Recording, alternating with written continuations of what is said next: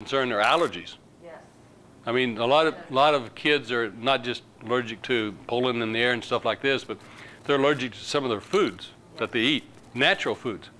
I had this one young man, I think he was about in the 4th grade, and I kept thinking, you know, this kid would sometimes be okay, and other times he'd be just as hyper as he could be. And so I have this allergist here in outside of Oklahoma City that you know, knows about candida and believes in it and stuff like this, and he tests for allergy. And he doesn't do the picking, you know, pricking of the skin. He does blood analysis. So I sent the mother and the young man down to him and found out he was allergic to potatoes. And fried potatoes was one of the kids' favorite meals. So what they did was take him off of potatoes, and as long as he's off potatoes, he's just normal. Very bright young man.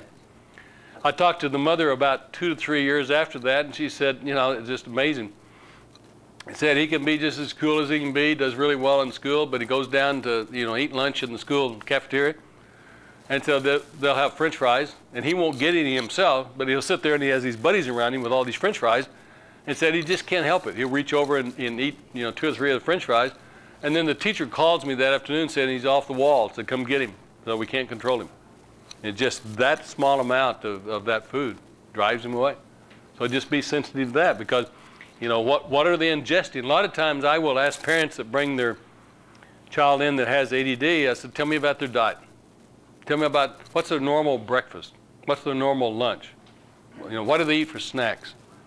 And you'll have parents say things like, well, yeah, we have a lot of cookies and snacks like that around, you know, because I think a child needs to have that kind of stuff. You know, they need to be nurtured, whatever that means, but the driving the symptoms of ADD.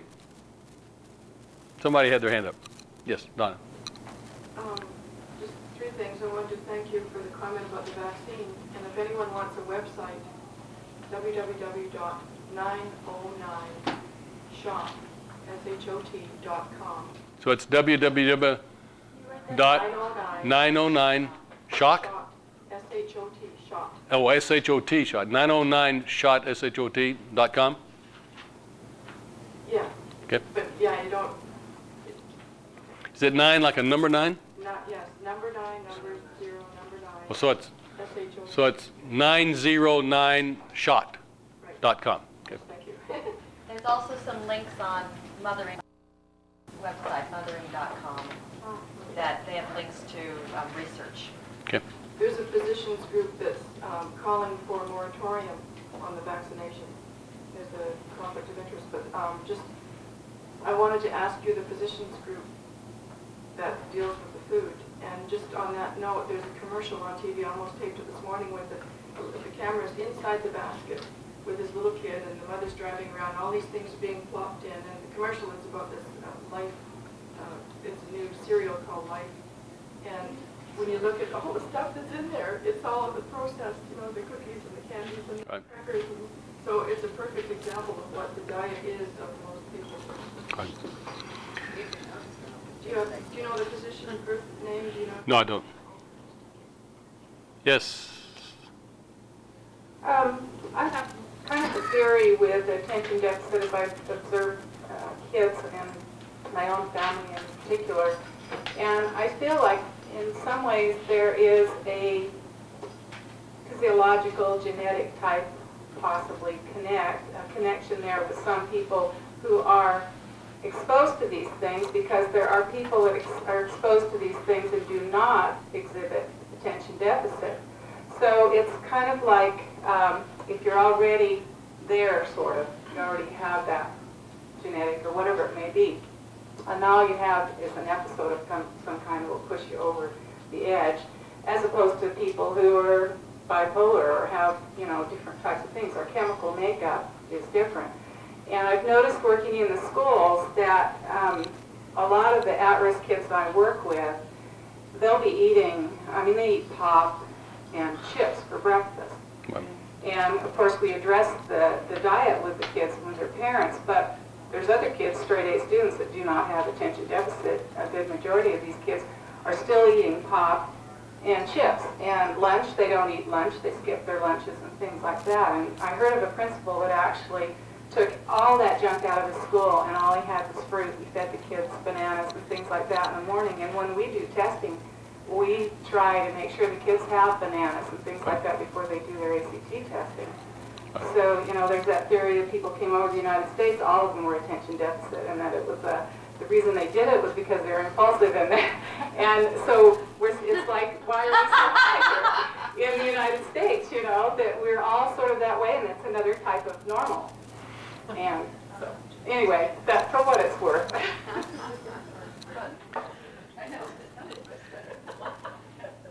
In Texas, the companies like Dr. Pepper and Coke and things like that will put the soft drinks in the school, and they have a contract with the school district, so it's money for the school. Right. And it supplements their funding. Right. Well, it's really interesting. Every now and then I'll go into a school and work with students, and if I'm in there like all day long and get to go through the lunch period, what they serve in the cafeterias of our schools is you know, a lot of starchy stuff and a lot of fast food, pizza, you know, stuff like that. And then in the afternoon, the kids are gone. I mean, they're out of control. They're simply because of the food that we put in their system. I had just one more comment, and that has to do with, oh, it just went out of my head. Oh, I know.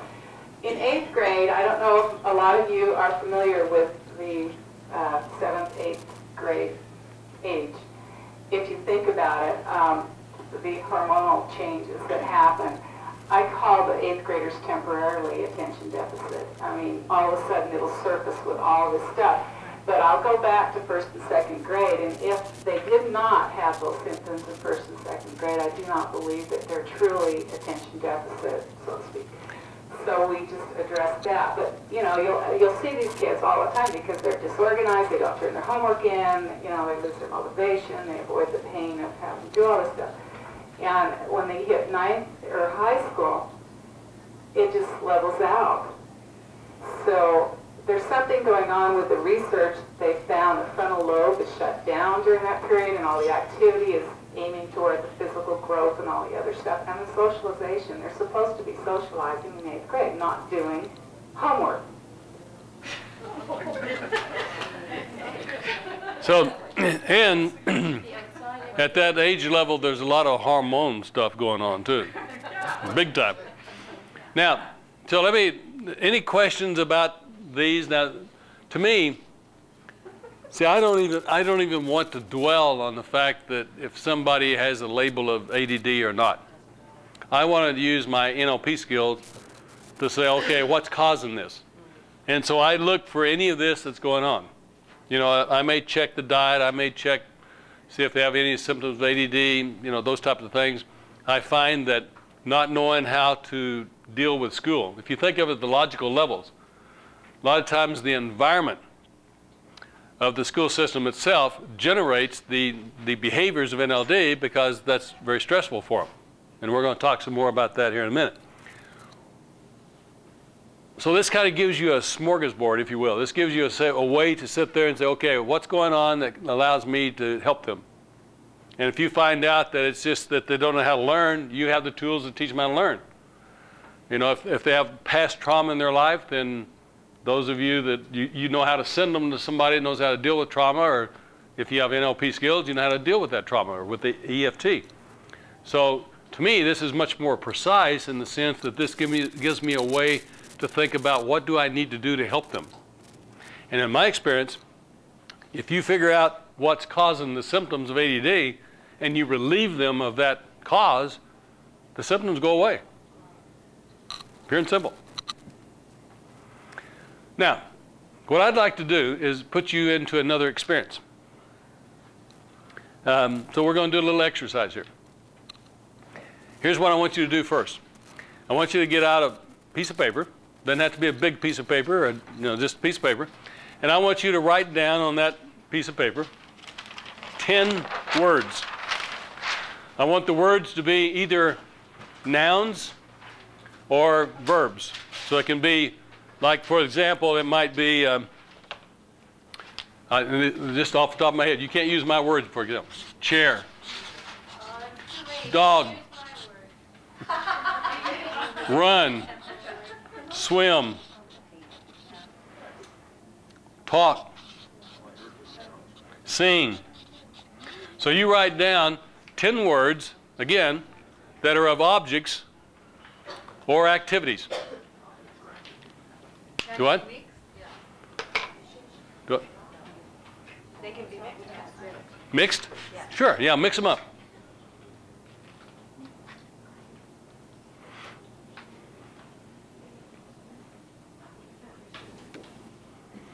Everybody got it? You guys got it right here? I want you four to come up here. 10. Do we bring our stuff or leave it? Bring your list. Actually, I want 3 of you to bring your list. All 4 of you don't have to. So you got a list, you got a list, you got a list. You can leave yours there. The purpose of this exercise is to give you an experience of what, a kinesthetic experience of what it's like to be somebody with ADD symptoms. So the way we're going to do this is this. You're going to get in groups of 5.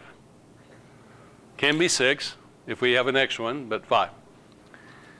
And what you're going to do is, like these people right here will have their list. Let's pretend that I am the student. I'm the one with ADD. Perla is going to be either my teacher or my mother or father or father, whatever she decides to be. Teacher. So I'm going to be, these people are going to be behind me. She's going to be in front of me. This person right here is going to be over to my side. This person here is going to be over to my side. She'll be behind me. Now, I'm going to just be doing my own thing.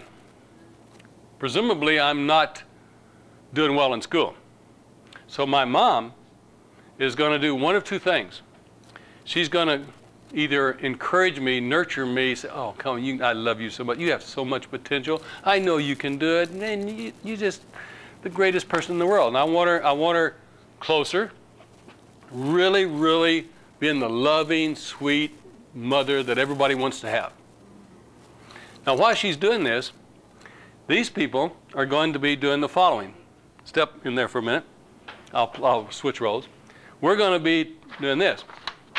We're going to be touching her, okay, and going house, tree, all 3 of them. You two, do that. So house, Hotel. Tree, ride, horse, bull, throw, flower, door. Now, okay, enough.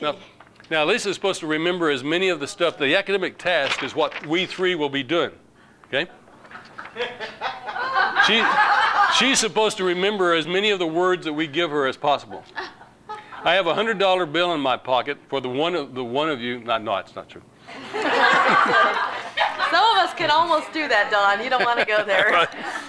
Now, one of the people, and I don't care which one it is, but kind of make an agreement, the people that are doing this, so we're going to do it again, doing this, is I want them to visually distract her. So, for example, let's do it again. So, house, tree, Riding. bull, throw, surf, ski, so that there's, okay, that's enough. So that there's a visual distraction, too. So we pass, we do this, we'll, like that, step in front of her, and I continue to do this, but yet I do something that gets in her visual field, all right? Now, so you do that. How long can you take that? I could probably take that for a really long time. Really? Yeah. Okay, we'll let you do it for 3 hours. Okay. No, we won't do it. Do it for about 30 seconds, 30 to 45 seconds. Then I want you to stop, and I want you to kind of, discuss what that was like for you. Right. Maybe even Perla. It was irritating for me. Okay. It was interesting. It wasn't irritating, but I couldn't hear anything that you had to say. So the strategies that you use to deal with the distraction, deal with the academic, and deal with this, and to pay attention to the mom or not, is some of the things I want you to discuss. It's like, well, I just tuned this one out. You know, I focused on one person. That type of thing. Now, after you've done it for about 30 to 45 seconds with a nurturing, and this is no order, nurturing mother type of deal, now I want you to be the mother from hell, so to speak. What I want you to do is I want you to get into her face and go, come on, you're just lazy. And I want you to be that person that's blaming, criticizing, that, you know, they can't do anything right at all. And after you've done both of them, what's the difference? Which one did you react to which way? Can you play that role? Yeah. Very old me. We'll reframe it after. Okay. Nothing personal. Yes. Okay. Here we go. Okay. Now, by the way, these people here, you don't wait your turn. You just do it as fast as you can. You know. So you're independent. We don't sit there and coordinate this at all. So ready? House, tree, ride, What do you say about throw. this is your case, and this is what you have to do. How come you couldn't do it right? Door, sir. Do what? They distract me from being mean. You just didn't want it to be recorded on camera that you've been mean. That's what it was. We know you're loving, Pella. Yeah, that's true. So you get the idea? Definitely, definitely a different experience, visceral response, nothing the first time. Yeah. But And that's what I want you to What you said, discuss. but- What was the difference in the response? What were your strategies for doing it? And particularly, you know, how is the parent or the teacher, when you're doing it one way, what kind of response did you get? When you do it the other way, what kind of response did you get? How did you feel as a parent? How did you feel as the person that has the symptoms of ADD? And have them go through how many of the words they remember. I want you, somebody has to, okay, let's do it this way. Instead of saying 30 seconds, go through your list of words twice. That'd be easier to time. Thank you, Ron. Appreciate it. Tell your child you're just playing a game. Tell your child you just played. that's already aware. That's not a, thank you. Just Thank at you. the moment, Thank you, we and it's said fine. that, okay. Thank you. Should I choose ADD or shouldn't I choose ADD? You know, how the child has choices. Nobody changes his mind. So that's the exercise. Does everybody understand the exercise? Okay. I did this in Flagstaff when we did the EFT specialty presentation. We had about 180 people there, and so they went out and did this. And it was kind of different than the rest of the presentations because I turned them loose and said, go experience what it's like to be attention deficit disorder. And when they came back, it's like, those poor souls, you know. It's true.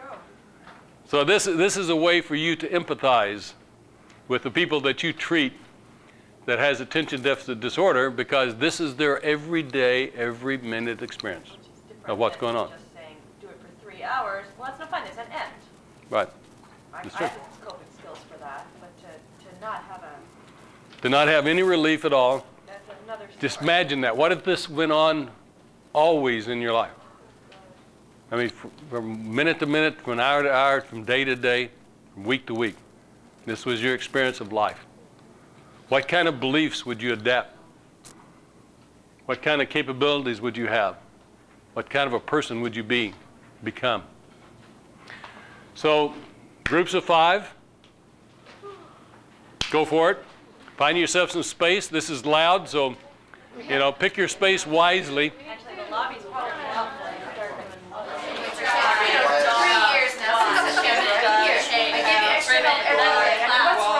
You know, what else can I do to make it better for you? Do you study at least? Aren't you studying? Aren't you picking up your books, you know? Aren't you remembering what we're doing? I mean, come on. Should I increase that? Should I call your mom? You are the mom. No, the teacher. Teacher. My goodness, I could see how a student was still. I would just end up screaming and running out of the room or something. Well, was it different when you was Come being nurturing and my when she was world. being? Yes. Oh, sure. Oh, yes. Yeah, because then What you're was just the getting difference? hammered at from all over. You know, where here I at least could focus on a word or two that the encouragement. Right. You know, You and felt a little comfort coming right. out of it. And I could hear those words of encouragement, which overrode some of the other things that were going on. But when everything was coming at me, it was like, You just shut it down. right? Yeah. Well, shut it down. No, I just wanted to scream and run away. You don't shut it down. You just either escape or Right, you exactly. deal. I want to just run off. I would imagine everybody would be different, because I think I'd just tune out, personally. Yeah. I think I'd shut down. You wanna be I'll try it, okay. Now, can you just shake that off for yourself? Carpet, coasthouse, city, alligator, trolley, desk, Mouse, chair, airplane, tourist, keep on, chair, swing, jog, go, boat, swim, jog, airplane. I mean, I'm able, because I've done so much work on myself, to focus on what she was saying, but man, I wanted to swat you. Like, okay, give me a second here so I can listen to this person. Right, when you know, but I would suppose a kid would be totally, I was hearing her, I was tuning you guys out and seeing what's important to me was what she was saying, but. See, and I wasn't able to do that. To tune out other things. I was just. I have good state management now, so I'm able to. But it's like, okay, that's enough. Let me listen to her. Okay, let's do the other one. Okay. Okay. You're horrible in House, everything. boat, airplane, jog, Sit down and be quiet. chair, move, stand, Get out. Run. Did you hear? Horrible, you're evil. Carpet. Talk. plane, go, Why do you feel afraid? Restaurant. chair, lift, Why can't you concentrate? concentrate, yes. Okay. What's the most annoying for me is the stuff going in front. Yeah. And I would intuit if it were Ed doing this to me, then I'd probably go ballistic. The negativity wasn't really coming out for me, but see, I know you too. Yeah. So if it were you, because it's a male figure, I think I'd hear a larger voice, and then I'd probably go, I have that effect on women. I'm sure. I'm talking about the anger. Like if I were being put down by that male figure, But you have to remember that my voice is more powerful, and when I stick my finger out and I start pointing at you, I and if they were really doing that, get people pissed at me. yeah, that's it. You bite the finger. See, it would have a different effect. Like I'd get a fear going on. I wondered. I'm Yeah. taller. I Yeah. get a firmer look And the in my voice face. is louder. See, My I was hardly eyes, hearing the yes. voice here. So I was concentrating more on this and saying, okay, whatever, She's too lady. gentle and she's too Pardon? Did your dad call you guy? No, you're supposed to be nice. Well, I'm not telling you what he called me. Okay, here we go. Di, are you ready? Yard stand, cat, sofa, piano, walker, refrigerator, house, necktie, yard stand,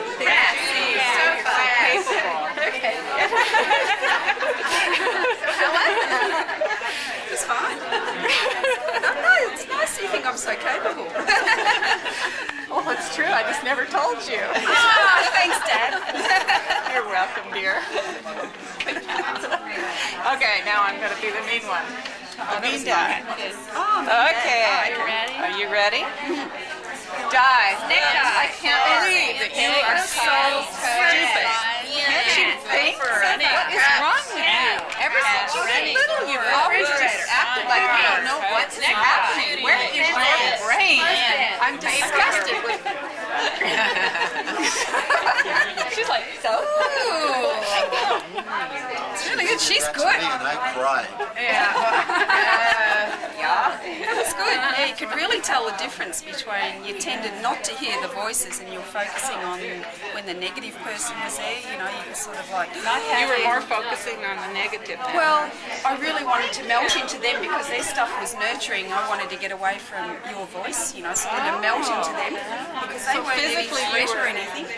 They were just words, so I could melt into them. But with you sort of projecting, I felt like sort of going further and further back. It was in your face. Yeah, you were really in my face. Yeah. But the nice one was fine. You were good and they were good, so I didn't feel that I had to be.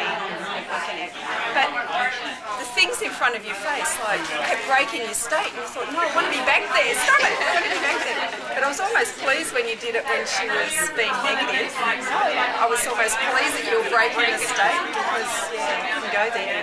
Did you remember more of the specific words in either one of them? No, no. In fact, in the second one, they were comforting, so I just wanted to melt into them. Cool. That was the feeling she was giving. Great. So describe your experience to me. What are some words that you would put with? Some overwhelming is one word. Exciting. Exciting. Chaotic. There are times I'm very excited when I'm talking about skateboarding off the roof. You bet. Yeah. Frightening. The what? Frightening. Frightening. I can understand how come they have such creative strategies to. You can't understand? To go to life. I mean, now I can understand. I mean, I know. Yeah. Well, but out of experience, you have to be creative. You have to be brilliant to continue to live and with everything around you. now, how many of you? Well, let me ask it this way. So what Pearl is saying is that these people that are under this kind of stress are really creative in finding ways of surviving. How many of the ways that you guys figured out to survive the task that you were doing would be not okay with parents or teachers? Like, for example, how many of you just tuned out the parent? You think parents love that?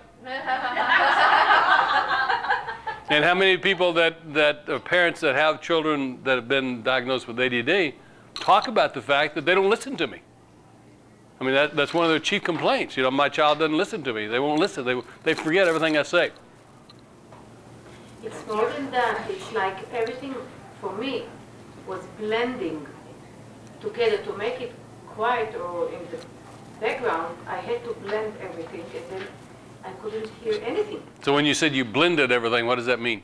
Like this noise that sometimes you have air condition and you learn not to hear. Oh, so you just put it out of your mind. You just yeah. And that pretty well describes the way some people describe their sons or daughters with ADD. Is that they don't pay attention. They're distracted. They're off in their own world, and that's what they're doing. I want to listen to this, so it's out there. I could see how violence could come into it too, especially. Yeah, right. I mean, I would just go, get out of here. Yeah, I mean the rage. I mean, particularly when you think about that's a continuous, everyday experience with these kids, how they can become violent, how they can become totally enraged. My experience is when you get somebody in their teens, and they have been experiencing this since early on, like 6 years old, 10 years old, that these are the ones that are antisocial. These are the ones that start to act out against society. These are the ones that break the laws. These are the ones that go to drugs. These are the ones that that the police pick up and all sorts of things, because of that anger that's in there, because of the sometimes violence and it's a way to let that stuff go. They beat up on people. Brenda and I were mentioning the fact that wouldn't this be a perfect opportunity, this role playing, to do with the parents or even close relatives who are trying to understand this child, the teacher, the mother, the father, the grandparents maybe, to do some of this role playing with them so that they can understand what's going on with the child?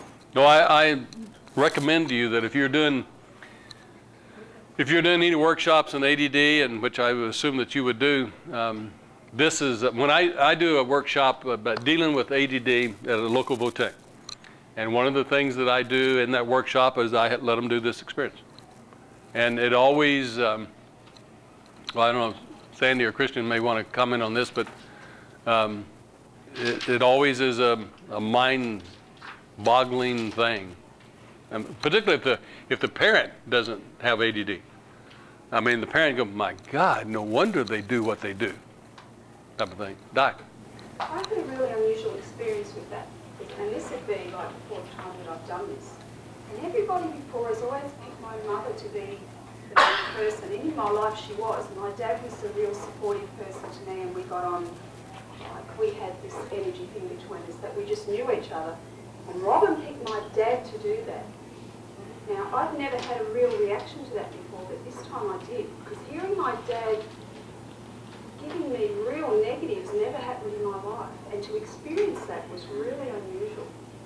Really unusual. So I just wonder whether these kids, whether they might have had someone that's always supported them and then suddenly turned on them, can also have such an effect on them and cause a lot of that trauma. Yeah, if you go back to the causes of ADD, how traumatic is that? What you just experienced, how traumatic is that? My experience was that part of the time when the teacher was being nice, I could hear the noise. I could still hear some of the things that she was saying, but I could hear the noise. But when she was being strict or angry, I was zoning her out and listening to the noise rather than, so if they're too soft, I didn't hear enough, and if they're too loud, I didn't hear enough, so I was lost all the way around. Yeah. Good point. Diane? I expected to feel frustrated and all the other things, but instead for me it was exciting to have these people around me poking at me and whatever. And it made me think of, you know, a lot of the ADDers, my son is like that, needs constant stimulation, a real high risk taker, and, you know, the crazier the better, and I wonder if that's maybe the other thing that can happen. Absolutely. No, that can be what creates that. I had when I first started doing this, the 12-year-old I told you about who's had the trauma at 3 or 4 years of age. And then I had an 18-year-old that mother brought him in, and is from up north. And this kid was, he had given up on society. He came in, he had metal on every part of his body that could hang metal on. He had a white face where they chalked their face. He had black clothes. He had, his hair was clear down past his shoulders, and it was real stringy, and it came over the top of his face like this, and so he'd look at you through the hair that was hanging down. His mother literally drug him in. I mean, literally. And he didn't want to be there, obviously. So when I started talking to him, he just kind of, you know, went to sleep. I mean, basically tried to doze off to throw me off, I guess. So one of the things I do whenever a student is there and they don't want to be there is that I talk to the parent as a surrogate so that I can get the message through to them. And it works pretty well. So one of the things that I did was I started describing the experience that I have of when I modeled that ADD of all these pictures flying around and stuff like this, of the multimedia story. And the kid head was down like this, and as I started describing that experience, he started looking at me, you know, again the hair was there, started looking at me out of the corner of his eye, and then he started to turn, his head came up, and he started watching me. And then when I paused or I got through, he said, "That's not quite the way I do it." But, you know, I'm getting a response, you know. So, and I said, "Really? What do you do?" And he says, "Mine is like a reel of tape. It's like every slide on the tape is a different subject, and that tape just goes round and round like that." And he says, "The more anxious I get, the faster the tape moves." He said another way to describe it is like this. He said, you know, when you're in a car and you're driving down a road and they have posts alongside the road, he said it's like the posts are going by so fast. He said, so I'm looking at this post. I know there's something else in between. Then there's another post. Then there's another post. Then another post. He said, and you can't figure anything out because they're all different subjects. He's talking about the screen slide. His mother's sitting there and eyes, you know, her mouth drops open. She says, "My God, no wonder you do what you do." And so there was this real empathy thing that came together because nobody had ever described his internal experience before. So I started doing some work with him, you know, various interventions. And I can't remember which intervention it was, but I was about to do one last intervention, which is going to deal with the fact that he had this tape running. And he said, "What? Wait a minute. I don't want to do this." I said, "Why not?" He said, "Because I know it's going to work. And that's the way I entertain myself, is with those pictures like that. He said, I don't want to lose that. He said, when I'm all by myself, I can sit there and run those tapes, and it's a lot of fun. I said, well, okay. What I'll do is give you a choice. I'll let you keep that tape running, and I'll teach you a way to focus your mind when you want to focus your mind. And he bought it. What's that deal about choice is better than no choice? And he bought that. But I thought that was real sensitive of him to say, man, this is my entertainment. You know, I'm used to this stuff. It's almost like what you were talking about. This is fun. You talk about it's exciting when people do this. The inner mind of somebody with ADD is exciting if they can control it. Your task is, how do you teach them how to control it? How do you teach them how to, like they got all these pictures running through, go, wait a minute, I want that one. Let's focus on this one. I do that. They can't do that yet. And we can teach them how to do it, and that's what you're going to learn how to do this afternoon. Okay? All right, let's